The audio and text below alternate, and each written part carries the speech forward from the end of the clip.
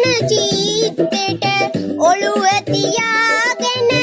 පම්පැදුරේ සුව පහස ලැබී පුංචි කාලේ ඉඳලම දුක් වින්දා කොස්සැටවල රහ හොඳට දනී අම්මට තනියම නුවර ඉන්න බෑ බෝගම්බර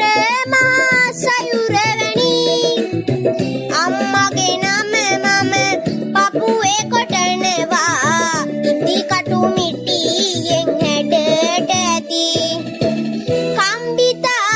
අපෙට හිර කරගෙන මා අහස දිහා බලමින් අම්මේ